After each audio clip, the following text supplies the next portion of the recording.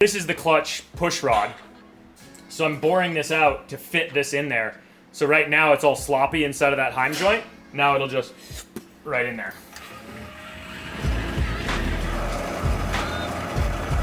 Hopefully I didn't booger up those threads too bad. Check it out. We got bracket, holds the cable right in the right spot. Hey Chris, you want to come operate the clutch for a second? Show the people. Check it out. Push it all the way to the floor. Is that the floor? Yeah. All right, let it off. Yeah, do it again. Yeah. The next most important thing is the shifter for the Hayabusa.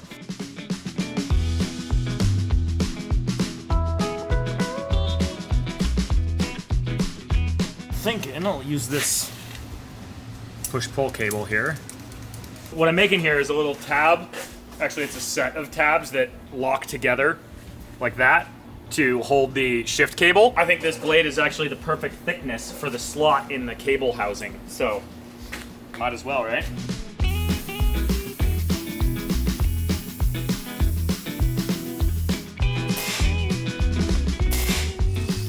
Now that I look at this, only this part needed to be thin. I might recut that out of some thicker steel. That's thinner than I thought it was. I'll use some 1/8 inch. So we have these two pieces.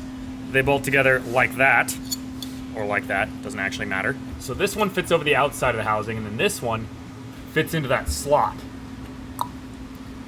And then when you bolt them together, they can't come apart. And then that welds to that tube there. We've got ourselves a shift cable mount. It's gonna need a little brace to keep it from bending, but I'm gonna get it made first and then brace it.